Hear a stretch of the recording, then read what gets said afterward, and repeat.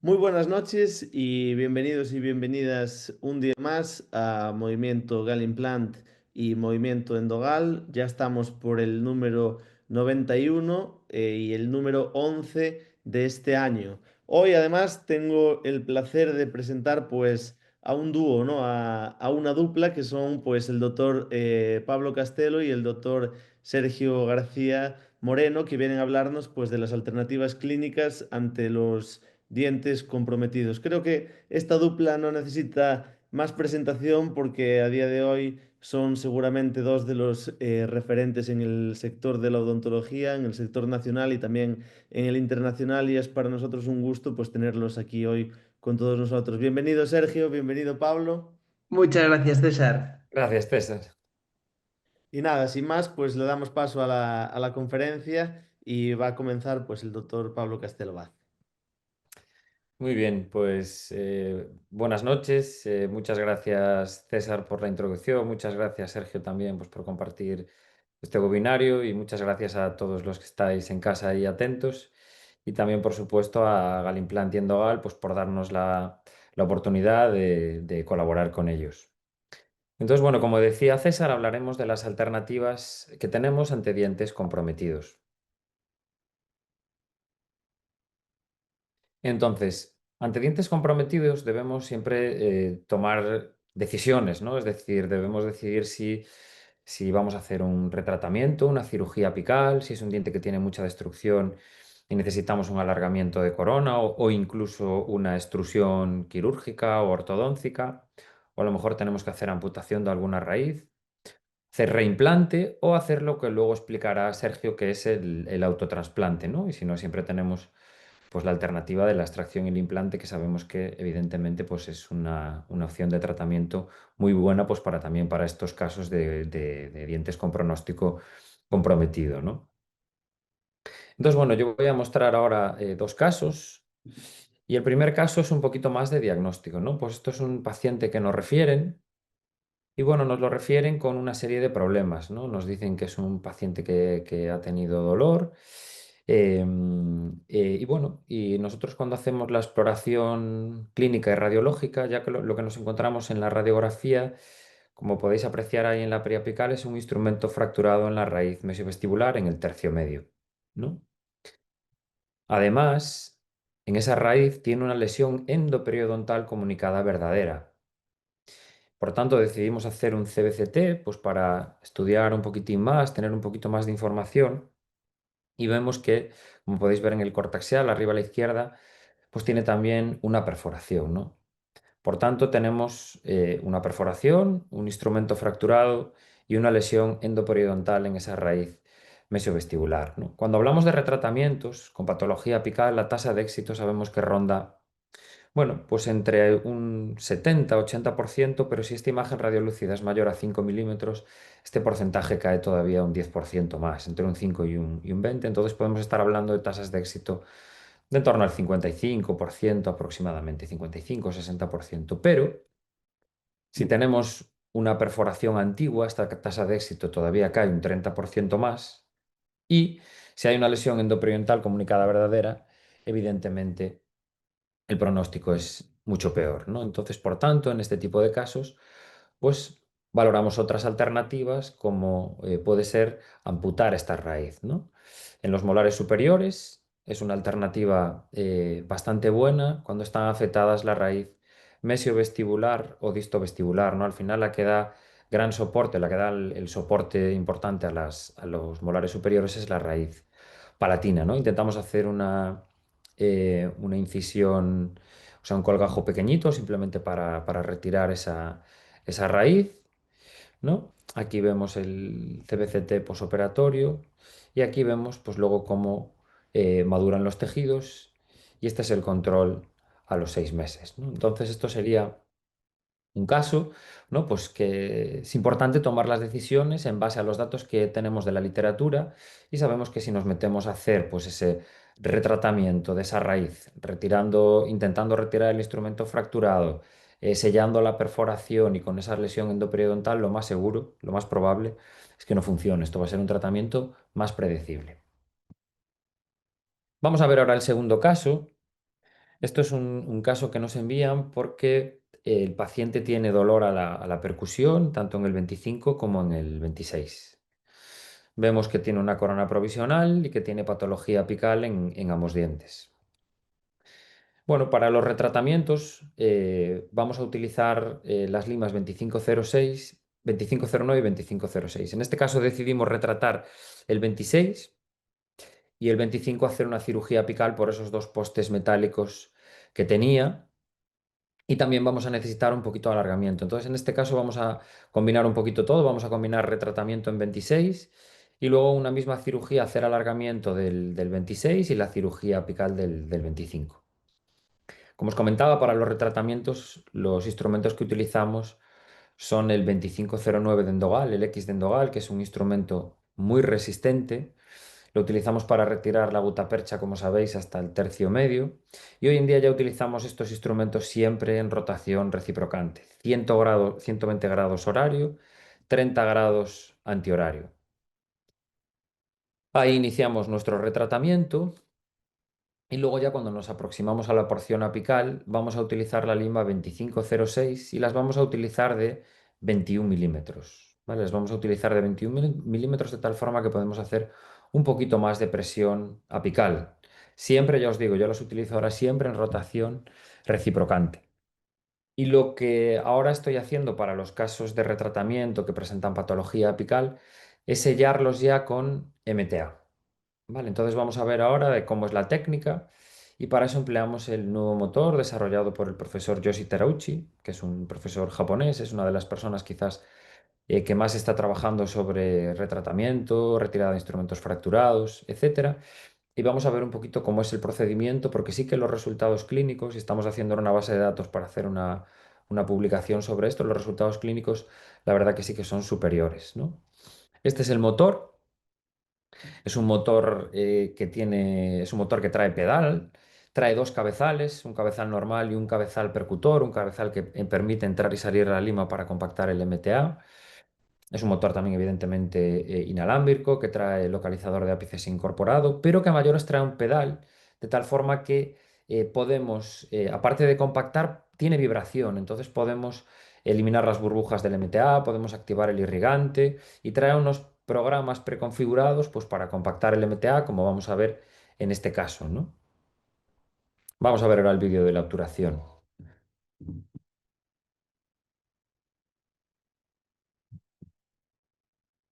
Presentamos un caso de un retratamiento en un primer molar maxilar. En este caso decidimos sellar todo el retratamiento con un MTA, con ayuda del nuevo motor que permite compactar y vibrar este tipo de materiales. En primer lugar, llevamos el MTA al conducto con ayuda de un transportador. Esto nos va a permitir iniciar el proceso. En segundo lugar, llevamos el MTA hasta el ápice con un movimiento reciprocante 90 grados horario, 90 grados antihorario, hasta que el motor marque que hemos llegado al ápice. Volvemos a pulsar el botón dentro de este modo E-Mode Plus y vamos en sentido antihorario hasta que llegamos al ápice. Llegados a este punto, activaremos la vibración del motor. Finalizado este paso, volveremos a pulsar el botón del motor y pasar a rotar en sentido horario y volvemos a vibrar. Y para finalizar, compactamos nuestro material reparador biocerámico.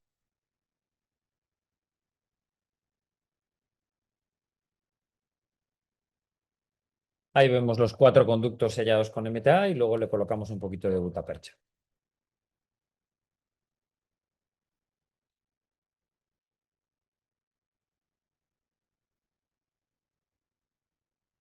Aquí vemos eso, la radiografía final con los 4 conductos sellados. Y bueno, ¿por qué creemos que está funcionando también esto, ¿no? Y esto el profesor Terauchi lo lleva aplicando ya unos años.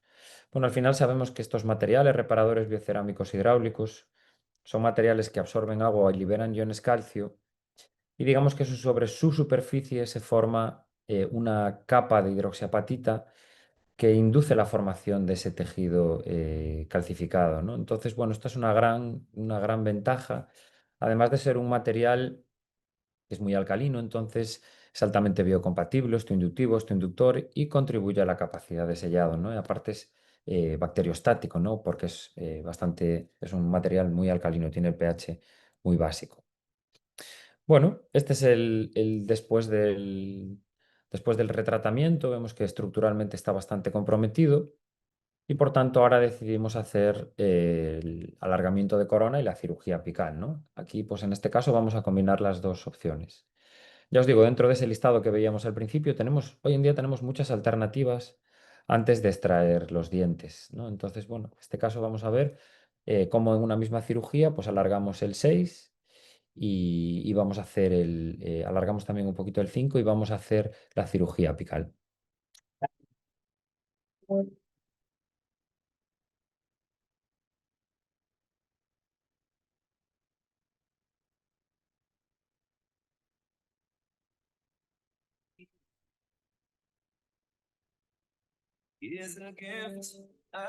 Bueno, comenzamos con la cirugía haciendo un pequeño rodete en ambos dientes.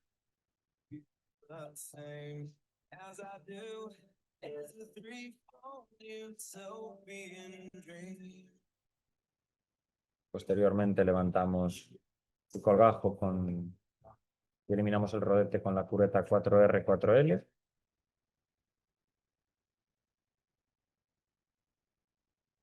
Y también lo que vamos a hacer en esta fase del tratamiento, después del alargamiento, es una preparación totalmente vertical, ¿no? Las preparaciones verticales, después de la ostectomía, nos permiten conservar dientes que antes no éramos capaces de conservar, ¿no? Ahí se está haciendo el alargamiento. Ahí vamos con la ayuda del piezo Sargeri a hacer la cirugía apical para hacer la ostectomía. Hacemos la preparación a retro con ayuda de un ultrasonido.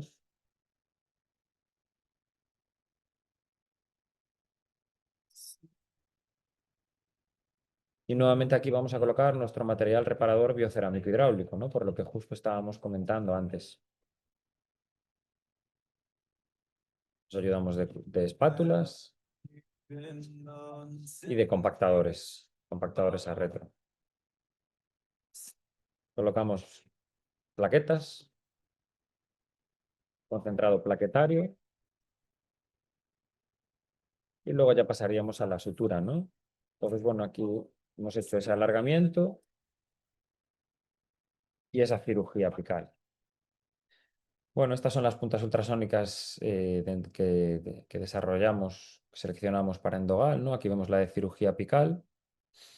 Como veis es la de 3 milímetros, que es la que utilizamos con mayor frecuencia. Y una vez que el tejido ha cicatrizado, pues ahí vemos cómo hacemos esa preparación totalmente vertical para disimular un poquito también ese color oscuro de los dientes. Siempre que hacemos cualquier restauración indirecta, como sabéis, pues vamos a hacer ese tallado vertical para controlar ese cambio de color en los dientes. Bueno, en este tipo de casos también de pérdida de estructura avanzada, vamos a colocar postes.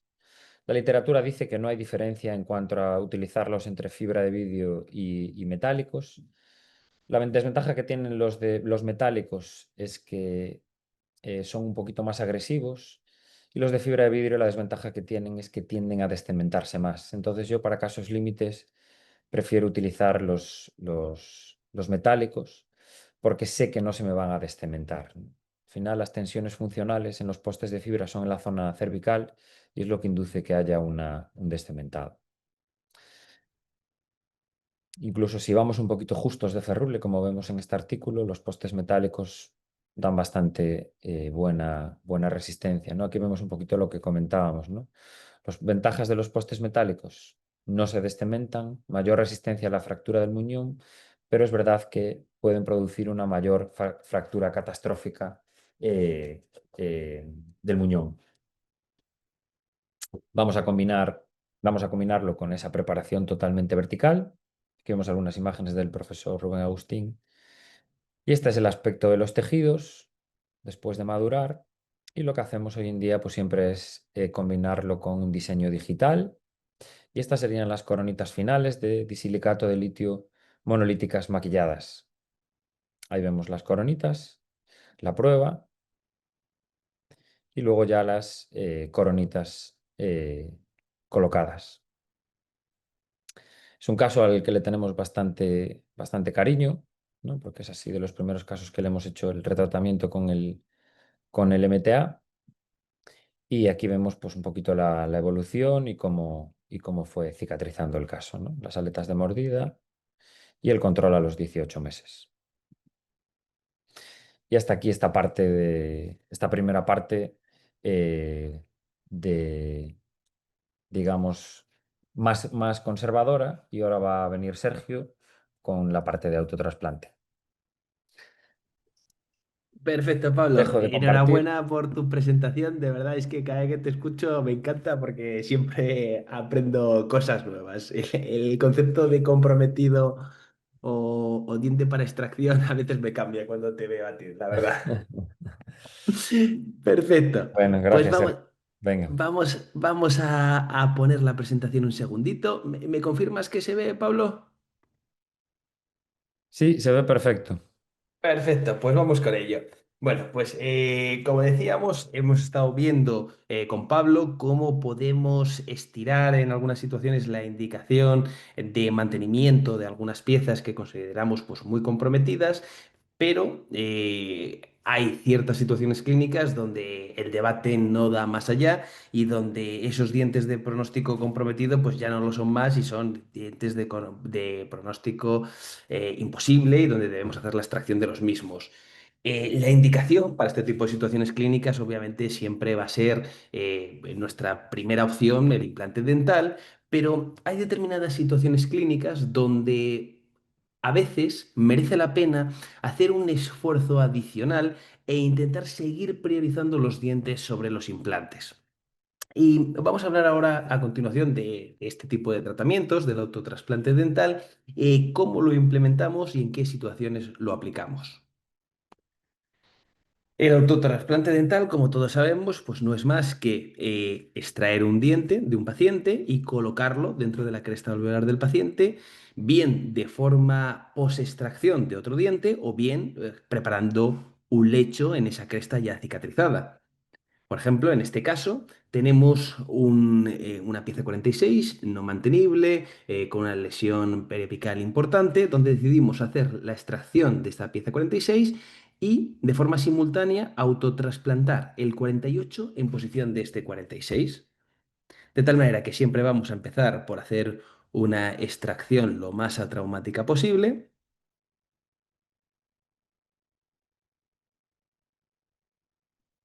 Y posteriormente nos moveremos a la zona donante. En este caso tenemos que abrir un colgajo a espesor total para poder extraer nuestro cordal incluido. Hacemos nuestra ostectomía para exponer el tercer molar y proceder a luxar el mismo.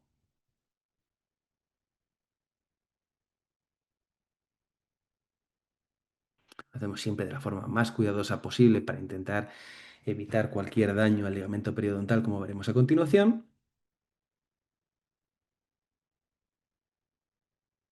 Y el concepto es, en vez de extraer ese 48 y tirarlo al cubo de la basura, pues utilizarlo, dado que es un diente que es perfectamente sano, no tiene ningún compromiso ni restaurador ni periodontal, colocarlo en esa posición del 46 para que a nivel funcional y a nivel estético, pues pase a cumplir esa función de ahí en adelante. Lo estabilizaremos al final de nuestro procedimiento siempre con una ferulización semirrígida a los dientes adyacentes. Aquí veis la endodoncia que solemos hacer siempre en la primera semana después de la intervención quirúrgica. Esta fue realizada por el doctor García Iborra.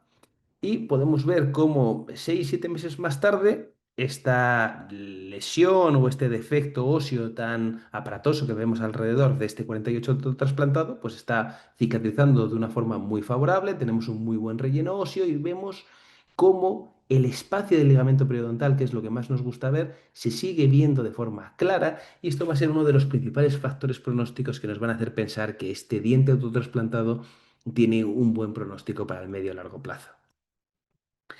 Y este es el resultado un año después del tratamiento, donde podemos ver que todos sabemos que después de extraer un diente siempre viene de la mano un proceso de remodelado óseo y de remodelado de los tejidos blandos que va a generar un cierto compromiso en higiene y en estética alrededor de esa futura pieza. Y en este caso, gracias a este protocolo donde hemos seguido manteniendo un ligamento periodontal para estabilizar perfectamente esos tejidos, vemos como no hay colapso ninguno, tenemos unas papilas perfectas, un contorno horizontal perfecto y tanto salud gingival como entorno estético periodontal está perfectamente mantenido.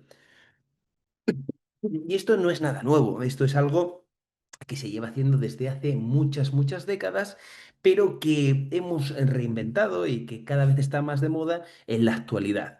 Si vemos la literatura más clásica, podemos encontrarnos que el autotrasplante en este tipo de artículos a medio o largo plazo tiene unas tasas de éxito que muchas veces es inferior al 50%. Sin embargo, si analizamos la literatura más reciente, vemos cómo esas tasas de éxito se han disparado y ya se encuentran entre el 90 y el 100%. Eh, Antes de empezar a hablar más del autotrasplante, me gustaría poner todo en perspectiva. Es un tratamiento que tiene una predictibilidad mucho mejor que antes, que nos da muy buenos resultados, pero obviamente nuestra alternativa principal, que seleccionaremos en el 99,9% de los casos cuando perdemos un diente, va a ser siempre un implante, que es lo que nos va a dar más predictibilidad y muchas veces las mejores tasas de éxito. Incluso en casos tan comprometidos como el que estamos viendo aquí, paciente con una fractura de un 11, donde podemos apreciar claramente cómo tenemos un colapso completo del tejido por una pérdida de la tabla vestibular. Y pese a estar en una situación estética y con pérdida del componente óseo perimplantario futuro, podemos fácilmente colocar nuestro implante en la situación protésica ideal, reconstruir el compartimento óseo con un injerto tuberositario en bloque y engrosar los tejidos blandos con un injerto de tejido conectivo. Colocamos nuestro injerto de tejido conectivo, colocamos nuestro injerto en bloque tuberositario y, una vez más, 6 meses más tarde, tenemos, al igual que antes, un entorno mucoso perimplantario idóneo, tanto en el sentido estético como en el sentido de salud mucosa. Podemos conseguir también la excelencia de tratamiento con los implantes y sabemos que va a ser lo que nos dé las tasas de éxito más predecibles y más altas. Aquí vemos al retirar la corona, donde podemos apreciar pues, bueno, cómo ese compartimento mucoso queda perfectamente preservado y estético y cómo entregamos una restauración que se mimetiza de forma excelente en boca del paciente. Entonces, si podemos conseguir resultados mejores con implantes que con autotrasplante, ¿por qué vamos a hacer autotrasplante? ¿Cuándo vamos a hacer autotrasplante? Esta respuesta se podría prestar a un debate bastante amplio, pero para mí los tres ejes o las tres indicaciones principales en las cuales realizamos estos procedimientos de autotrasplante son las siguientes. En primer lugar, principalmente en pacientes jóvenes. Uno, porque son las situaciones clínicas donde sabemos que este tratamiento es más predecible. Según el paciente envejece o se hace de una forma más tardía, sabemos que las tasas de reabsorción y de anquilosis aumentan exponencialmente. Nosotros lo circunscribimos principalmente para pacientes de edades menores de 25 años, pero la inmensa mayoría de los casos de autotrasplantes los hacemos siempre en pacientes menores de 18 años, que es la indicación real del autotrasplante. Situaciones donde no está indicado el implante porque el paciente no ha terminado su desarrollo y porque conviene colocárselo de la forma más tardía posible por motivos de salud perimplantaria y pero principalmente de estética, y donde va a tener mucho sentido empezar primero por un autotrasplante y dejarnos esa segunda herramienta terapéutica para un posible futuro en el caso de que lo necesitemos. Otra situación donde es muy conveniente y tremendamente útil es en situaciones donde tenemos en alveolos post-extracción pérdida de tablas óseas, como el caso que hemos visto anteriormente, o si es una situación de una cresta ya cicatrizada en crestas alveolares que sean atróficas. ¿Por qué estas situaciones son una indicación de autotrasplante? Porque nos ayuda a simplificar mucho el tratamiento para estos pacientes. Nosotros sabemos que un implante, tal y como nos dice la literatura a día de hoy, tiene que tener un contorno perimplantario idóneo de al menos 2 milímetros alrededor del mismo, tanto por la parte vestibular como la palatina lingual. Sin embargo, con los dientes podemos ser un poco más flexibles y todos hemos visto situaciones de dientes con ausencia de tablas vestibulares, con un mantenimiento estético y con un mantenimiento de salud periodontal excelente. En un diente, si bien es favorable que tenga un buen contorno óseo, no es tan imprescindible. Y vamos a conseguir situaciones muy favorables donde no vamos a tener recubrimiento óseo por la parte vestibular de nuestros dientes autotrasplantados, pero vamos a ver cómo, en los casos que vamos a ver a continuación, cómo la estética y cómo la salud periodontal se mantiene perfectamente, aunque no las tengamos, haciendo que el procedimiento pues, se vuelva muchas veces mucho más sencillo. Y una tercera indicación, también creo que tiene sentido considerar el componente económico. A día de hoy, gracias a la planificación en digital, muchas veces como podemos seleccionar la pieza donante más indicada y que mejor se adapta a la zona receptora, vamos a intentar seleccionar siempre piezas donde tengamos que hacer cambios volumétricos pequeños. Y la mayoría de nuestros casos, muchas veces los terminamos sin hacer ninguna restauración adicional o con pequeñas obturaciones. De tal manera que ese componente económico adicional que supone la prótesis sobre implante, los implantes, podemos eliminarlo y hacerlo más accesible para nuestros pacientes. Pero si empezamos a hacer nuestros tratamientos de autotrasplante, lo que tenemos que tener claro, que debemos siempre tener como objetivo para cambiar de nuestras tasas de éxito del 50% a llegar a ese umbral de más del 90% de éxito y predictibilidad en autotrasplante, es que debemos obsesionarnos por mimar ese tejido que está alrededor de la raíz de los dientes donantes, que es el ligamento periodontal. Queremos hacer que la viabilidad celular de ese ligamento periodontal alrededor de las raíces sea la mayor posible, porque si conseguimos que sea íntegramente preservado o lo más íntegramente preservado durante todo el proceso, conseguiremos que las tasas de anquilosis y las tasas de reabsorción radicular, que son los principales problemas para el éxito a largo plazo, se disminuyan de una forma drástica. ¿Cómo hacemos esto? Pues lo hacemos intentando eliminar o disminuir al máximo el trauma mecánico, tanto en la extracción como en el momento de la colocación en la zona receptora. Y también intentando disminuir el tiempo extraoral todo lo posible. Es decir, queremos que el tiempo en el cual el diente y el ligamento periodontal está sin aporte vascular sea lo más circunscrito posible para que la viabilidad celular sea lo más favorable posible. ¿Cómo hacemos esto? Pues podemos tener muchas alternativas y muchos protocolos o muchas ayudas para conseguir este fin, pero en el día de hoy nos vamos a centrar en las que nosotros consideramos que son las más útiles, las que nos aportan más para mimar y cuidar ese ligamento periodontal. Que por un lado está la utilización de protocolos digitales para simplificar y acelerar nuestros tratamientos de autotrasplante y la realización de extracciones en las zonas donantes de la forma más atraumática posible para no generar ningún daño tampoco en el momento de la extracción del mismo, no solo en la colocación. Cuando hablamos de digital en autotrasplante, aunque podemos tener muchas ayudas y podemos tener muchas alternativas para incorporar, a mí me gusta destacar estas tres grandes ramas donde nos podemos apoyar en los protocolos digitales para simplificar y mejorar nuestros resultados en autotrasplante. En primer lugar, y yo considero que lo más importante, es la planificación digital. El hecho de yo tengo mi software donde voy a operar primero en el ordenador a mi paciente y después de haber probado varias alternativas y ver cuál es la más correcta, me muevo ya a la boca del paciente y reproduzco lo que ya había operado en un software. Además, para poder llevar eso a la realidad, va a ser tremendamente útil apoyarnos en la creación de guías quirúrgicas para el preparado óseo y en la creación de biorréplicas que generen una copia idéntica de los dientes autotrasplantados para poder hacer la preparación del lecho también de la forma más sencilla posible, como vamos a ver a continuación. Entonces, para empezar a hablar de cómo implementamos estos protocolos digitales, os presento este caso. Este es un paciente joven, tiene 20 años, y como podéis ver, pues tiene una fractura de esta pieza 26, tanto radicular como coronaria, un defecto óseo periodontal muy severo, no puede ser mantenido clarísimamente. Y como podéis apreciar, debido a esta fractura radicular, tenemos una pérdida completa de la tabla vestibular hasta el ápice y además una pérdida bastante ancha en el sentido mesiodistal de esa tabla vestibular. Entonces, juntándose todos estos componentes, lo que decidimos hacer es lo siguiente.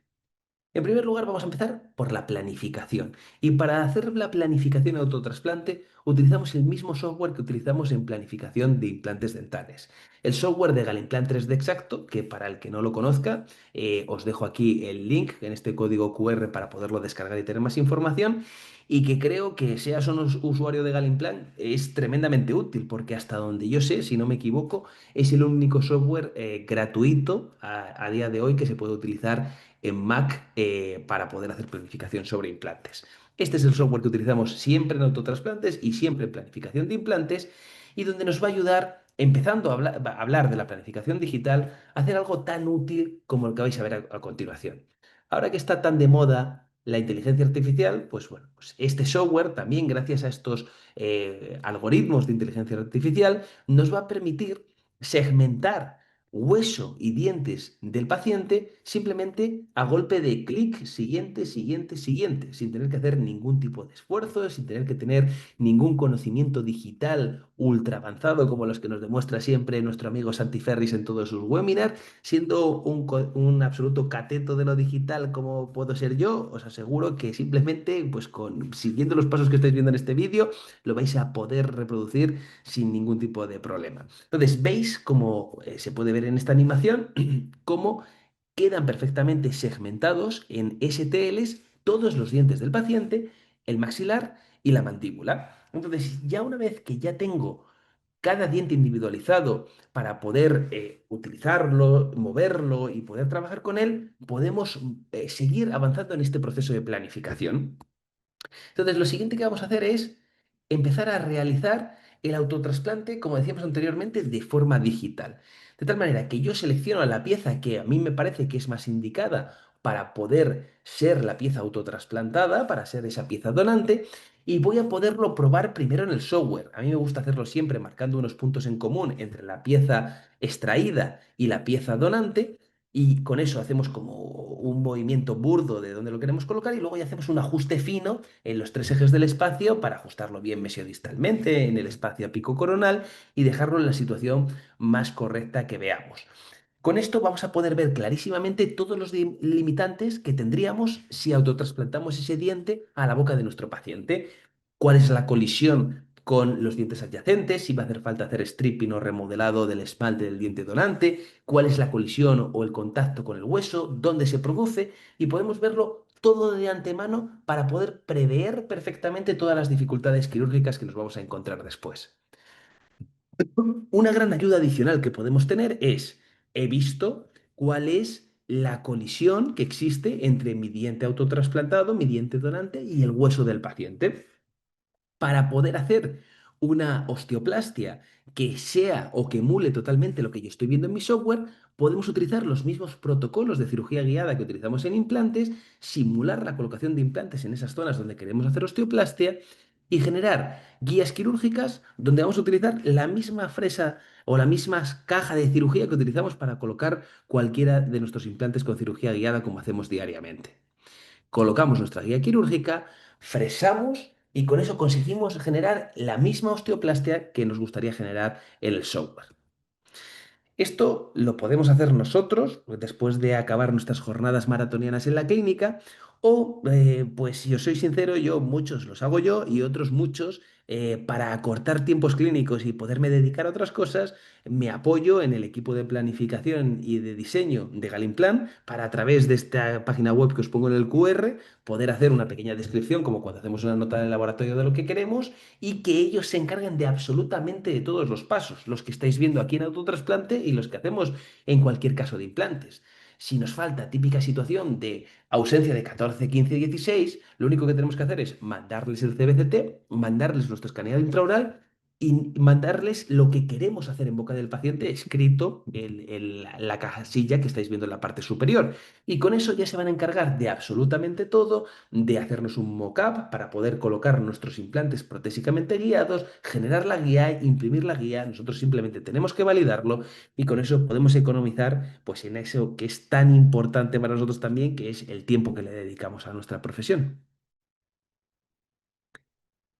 Y como os decía, también hay un tercer elemento crucial y tremendamente útil para poder mimar y cuidar ese ligamento periodontal, que es el utilizar ese mismo STL que estabais viendo en los vídeos anteriores, imprimirlo con nuestra impresora 3D o mandárselo a nuestro laboratorio para que nos lo imprima y con eso poder validar que la ostectomía que hemos hecho en el hueso del paciente es idónea, validándolo con la guía, pero no con el contacto de nuestro ligamento periodontal o de nuestra pieza de autotrasplantada. De tal manera que cuando yo lo he validado con mi bioréplica y sé que ya la puedo llevar perfectamente a su sitio, es cuando empiezo a hacer la extracción, porque de momento este diente estaba en su zona donante sin haber tocado absolutamente nada, y ya puedo extraer el diente, colocarlo en esta parte vestibular. Aquí veis la fístula que teníamos por esa infección que teníamos que nos había hecho perder toda esa tabla vestibular. Y finalmente lo vamos a unir una vez más con una ferrulización semirrígida a los dientes adyacentes. Cuando podemos, hacemos la endodoncia de forma previa. Esta es la endodoncia que hizo todavía en la zona donante el doctor Daniel Saez y esta es la radiografía posoperatoria, nada más hacer la extracción de la pieza, donde vemos lo poco invasiva y lo circunscrita que ha sido la osteoplastia que hemos hecho para poder colocar nuestro diente. El ajuste es perfecto, tanto oclusal como mesiodistal, entonces no necesitamos hacer ninguna restauración de este diente. Este es el seguimiento 6 meses más tarde del paciente, donde podemos apreciar que, pese a la pérdida de la tabla vestibular, el contorno mucoso, bueno, gingival en este caso, está perfectamente mantenido. No teníamos tabla ósea, pero no tenemos 6 meses más tarde ningún tipo de sondaje por la parte vestibular. Y aunque la radiografía es un poco mejorable, podemos apreciar claramente la cicatrización ósea alrededor del diente y ese mantenimiento del espacio del ligamento periodontal. Vamos a ver un pequeño vídeo para ver cómo lo hacemos paso a paso. Siempre nos gusta empezar el proceso de ferulización de los dientes adyacentes de forma previa a la cirugía para poder hacer la técnica adhesiva antes de que haya un sangrado que nos lo pueda dificultar de forma posterior. Entonces, grabamos, hacemos la adhesión, colocamos un poquito de compo y luego empezamos con nuestra extracción. Veis que lo hacemos de la forma más atraumática posible. Vamos a hacer una odontosección para dividir las 3 raíces y poderlas irlas sacando una a una para ser lo más conservadores también en la zona receptora, no solo también en la zona donante, que es donde es más crucial. Vamos a alegrar el lecho óseo de la mejor forma posible, desinfectamos, pasamos fresas para poderlo pulir todo perfectamente bien y eliminar el tejido de granulación, probamos nuestra bioréplica y obviamente no entra, porque no hemos preparado todavía el lecho óseo. Vamos a hacer un poquito de preparación del esmalte de los dientes adyacentes para poder adaptar al contorno mesiodistal de la pieza donante. Y una vez hecho esto, empezamos a hacer la osteoplastia. Coloco mi férula de cirugía guiada exactamente igual que las férulas de cirugía guiada sobre implantes. Utilizo las mismas fresas que utilizamos para fresar nuestros implantes en cirugía guiada y extiendo siempre un poquito más mi osteoplastia.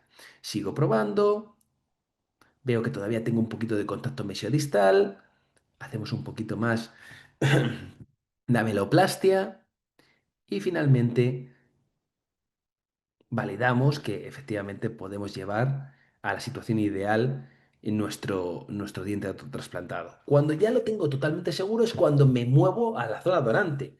Empezamos a hacer nuestra extracción de nuestro diente de la forma más atraumática posible e intentando no tener ningún contacto de nuestro forceps ni de nuestro botador con la raíz del diente autotrasplantado. Y veis cómo directamente, aquí no hay corte ninguno, desde la zona donante se va directamente a la zona receptora. Y veis cómo el encaje es perfecto en sentido mesiodistal y también en cuanto al espacio oclusal que hemos diseñado. Hacemos un pequeño ajuste para dejarlo en una situación fina y que no tenga un contacto oclusal excesivo. Y añadimos un poquito de composite en los dientes que habíamos colocado de forma previa. Y hacemos técnica adhesiva en el diente autotrasplantado para poderlo ferulizar a esa ferulización semirrígida.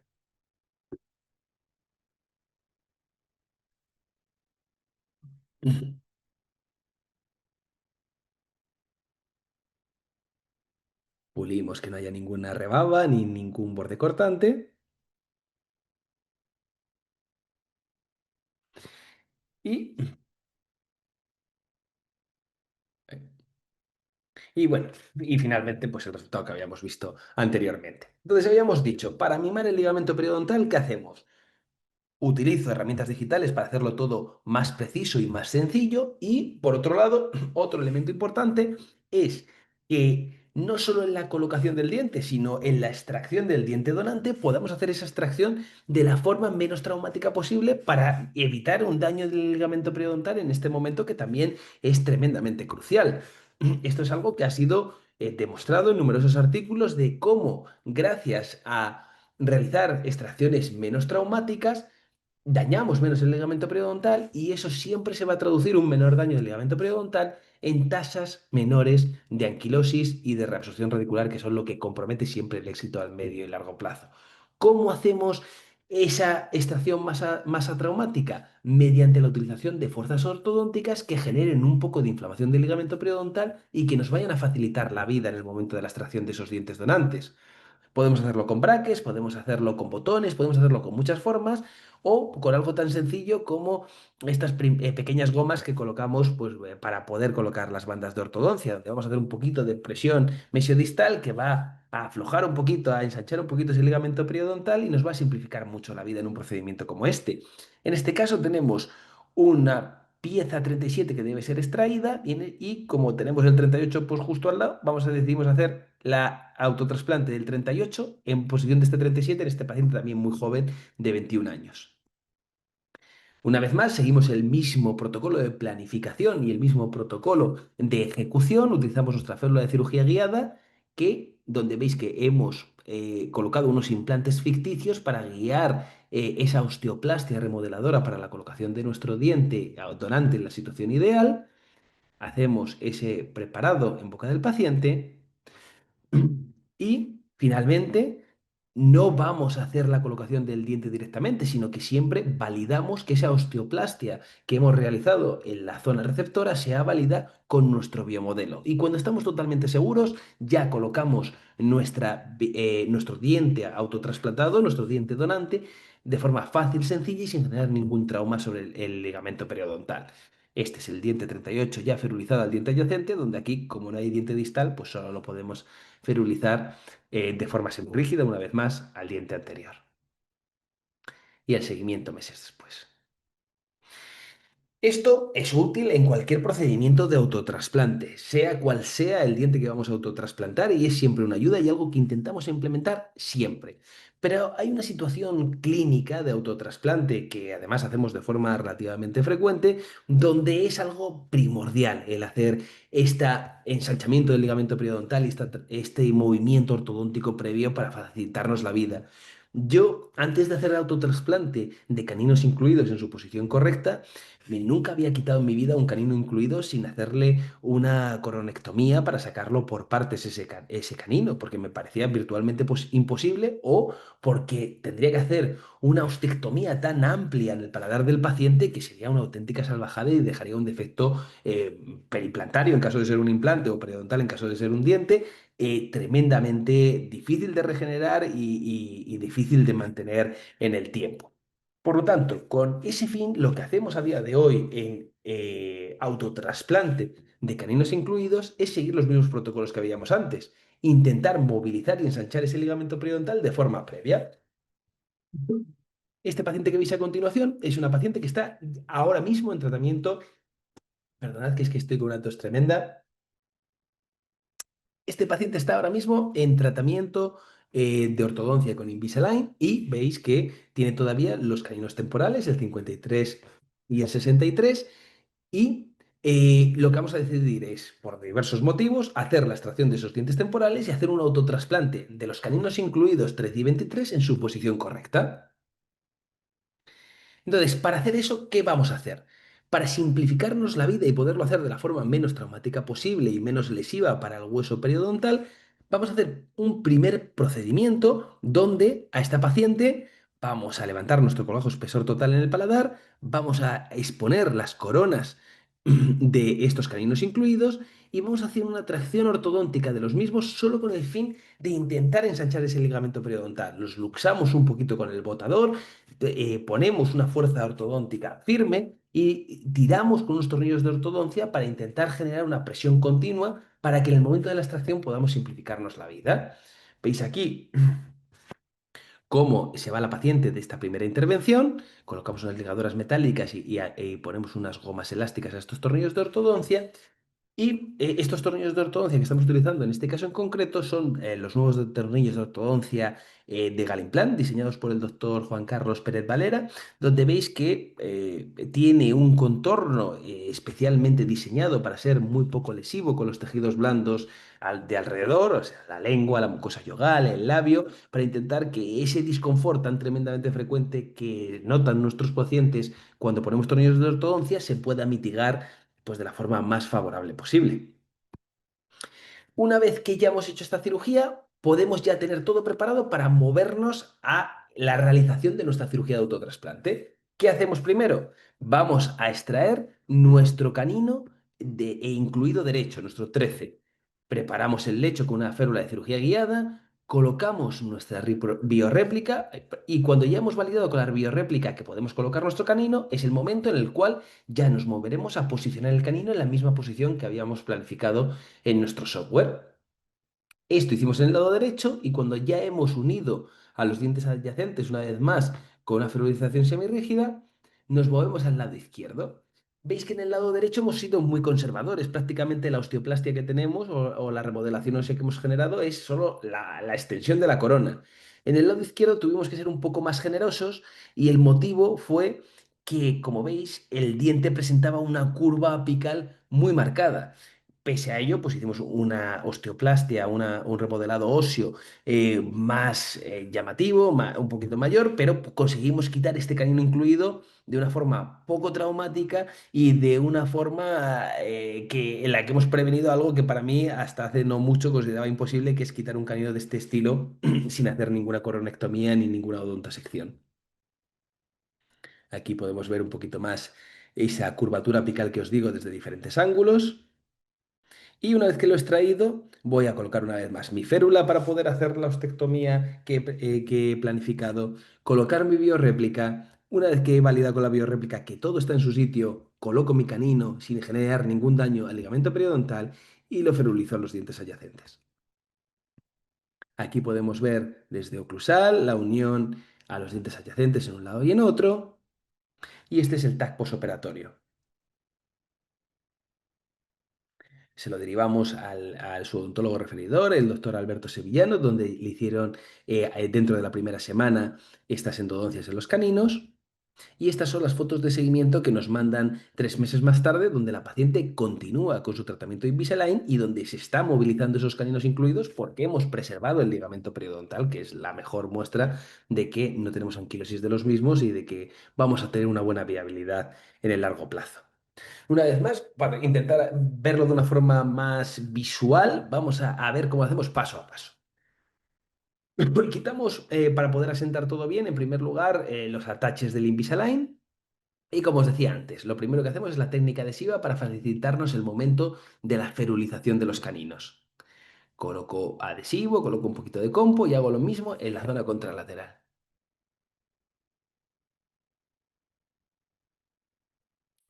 Quitamos nuestras gomitas, quitamos los puntos de la anterior cirugía. Quitamos nuestros tornillos de ortodoncia de Galimplant y levantamos nuestro colgajo.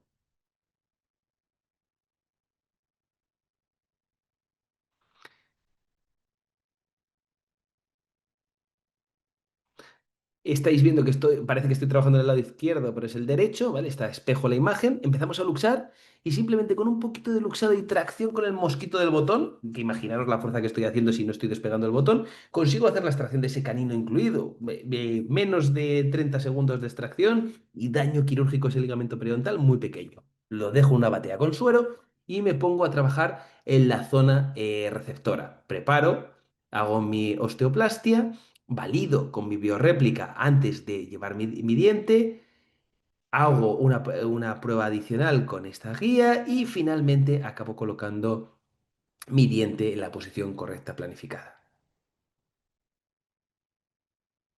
Colocamos un poquito de adhesivo y de composite adicional en este diente que vamos a ferulizar.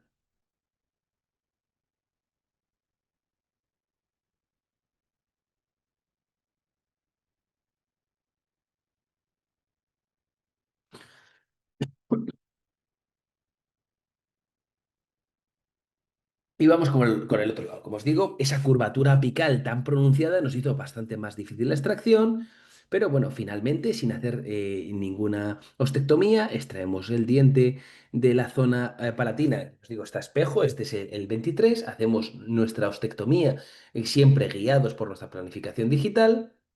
Ampliamos siempre un poquito más, acorde a lo que hemos planificado. Aquí habíamos visto claramente que había un poquito de contacto con los dientes adyacentes, por lo que tenemos que hacer un poco de ameloplastia. Y una vez más, validamos siempre de forma previa con la biorréplica que todo está perfectamente bien y después colocamos nuestro canino incluido en su posición correcta. Técnica adhesiva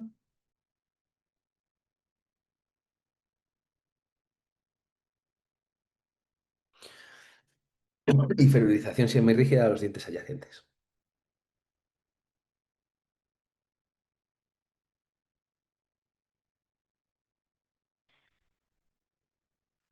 Perfecto. Bueno, con esto espero haber dado unas pequeñas pinceladas para que podamos simplificar y podamos implementar este tipo de protocolos en nuestra clínica diaria de una forma muy sencilla. Y si le parece bien a César, pues quedamos a vuestra disposición si tenéis cualquier duda o pregunta. Bueno, perfecto. Sergio, perfecto, Pablo. La verdad que creo que ha estado muy conciso y casi ajustado en el tiempo, ¿verdad, Sergio? Casi, casi, casi. Tenemos un problema con eso, ya lo sabes, César, pero hasta ahí más o menos, más o menos. Bueno, nada, vamos a empezar con las preguntas. Invito a la gente a que las pueda hacer a través del chat o a través del apartado de preguntas y respuestas. Pero antes de empezar con las preguntas, pues quiero leer aquí un mensaje que nos envía el doctor Marcos Sanache de Abate, en el que dice que quiere felicitar al doctor Castelo, que acaba de ser acreditado a catedrático. No sabíamos esto, Pablo, pero enhorabuena. Enhorabuena, Pablo. Muchas gracias. Enhorabuena. Y al Enhorabuena doctor y Nacho y a gracias. vosotros. Gracias a Marcos también por mandar esa felicitación y por darnos la noticia. Bueno, nada, voy a proceder entonces a la lectura de alguna pregunta. La primera para ti, Pablo. ¿Cuándo decides hacer retratamiento y cuándo cirugía apical? Bueno, ahí la decisión pues viene determinado por varios factores, ¿no? Pero bueno, sobre todo es dependiendo de el acceso al proceso infeccioso, ¿no? Si, es decir, si es un diente a lo mejor que está muy restaurado, con coronas, postes, etcétera, pues muchas veces no compensa hacer el retratamiento y romper mucho diente, sino que compensa directamente ir a la cirugía apical. O si hay algún defecto en la endodoncia, como un instrumento fracturado, un escalón, cosas que son muy difíciles de sobrepasar, entonces vamos directamente a la cirugía apical, que tiene un pronóstico bastante elevado, una tasa de éxito elevada, un pronóstico bastante bueno. Entonces, bueno, viene un poquito determinado por esos factores, ¿no? Por la cantidad de tratamiento que tiene el diente, por la anatomía, por cómo está la endodoncia, etcétera, ¿no? Digamos que hay que tener en cuenta todos esos factores. Vale, vale, pues vamos ahora contigo, Sergio. ¿Qué opinas del autotrasplante cuando el diente a trasplantar no tiene el ápice formado? Bueno, esos son los casos más indicados de autotrasplante. Como hemos dicho anteriormente, la mayor indicación de autotrasplante es el paciente que sea menor de 18 años, es donde más beneficios tenemos en la implementación de esta técnica y donde da los resultados más favorables. Así que mi opinión es tremendamente favorable y de los pocos escenarios donde yo creo que el autotrasplante está por encima del implante dental como alternativa en todos los términos, en calidad de tratamiento dado al paciente y en predictibilidad y resultado estético final. Vale, pues dicen aquí, felicidades y gracias por el aporte académico. ¿En qué momento se le realiza el tratamiento, se le realiza tratamiento de endodoncia? Bueno, entiendo que para mí también de autotrasplante siempre lo hacemos dentro de la primera semana. Y si se puede, o sea, si es un diente que no está incluido y que tiene un acceso endodóntico fácil, intentamos hacerlo antes del autotrasplante, pues para hacerlo todo más fácil, porque entiendo, yo hace muchos años que no hago endodoncia, cuando veo a Pablo, pues me dan ganas de igual que el tío cada vez está más metido en cirugía, haciéndolo de una forma excelente, pues de cacharrear también un pelín. Eh, pero entiendo que hacer una endodoncia de un diente autotrasplantado, que nos dirá Pablo, pues que no tiene que ser fácil, es una situación pues un poco comprometida y si lo puedes hacer antes, pues creo que es favorable. Yo creo lo mismo, yo creo que hay que individualizar el caso, ¿no? Depende de muchos factores, ¿no? Es decir, si el diente a autotrasplantar, pues hay riesgo de que a lo mejor se pueda romper, no tiene sentido hacer la endodoncia antes, el tipo de, cómo está, digamos, si es un cordal, es mucho más difícil, evidentemente, o no se puede directamente hacer la endodoncia. Bueno, depende de muchos factores, pero sí, normalmente, si es un caso sencillo, se intenta hacer antes. Y si es un caso complicado, pues sí, una vez que el diente esté bien ferulizado, se intenta hacer a lo largo de esas 2 primeras semanas, podríamos decir. Vale, pues tenemos aquí otra pregunta. Buenas noches. Por lo que he visto, no ponéis ningún tipo de regeneración en los gaps que puedan quedar en un autotrasplante. ¿En algún caso lo hacéis? Digo yo primero, Pablo, o sea, la verdad es que creo que se da un debate bastante interesante. Y como hemos dicho antes, para el ligamento periodontal no es imprescindible ese hueso periimplantario y que el hecho de colocar el ligamento o sea, el de tener el ligamento periodontal, en cierta medida, en situaciones autorregenerantes, creo que genera y fomenta la formación de hueso per se. Entonces, estoy convencido de que otra gente tendrá una opinión totalmente opuesta, pero para mí nunca lo simultaneamos con la obtención ni siquiera de hueso autógeno ni de nada, y siempre que sea un defecto eh, autorregenerante, es decir, que esté dentro del marco óseo, con buenas paredes, prefiero simplemente confiarlo a la propia acción biológica del coágulo y del ligamento periodontal, y los resultados pues creo que son bastante favorables y que en mi opinión, no está justificado incrementar la morbilidad por colocar ningún injerto óseo, y lo que no colocaría nunca bajo ningún concepto, en mi humilde opinión, es ningún heterólogo o ningún aloinjerto. Siempre, pues, si de hacer algo autoinjerto, pero ya os digo que tampoco lo hacemos. Vale, Pablo, tú no sé si quieres comentar algo. No, perfecto, perfecto. Con lo que dijo Sergio, perfecto.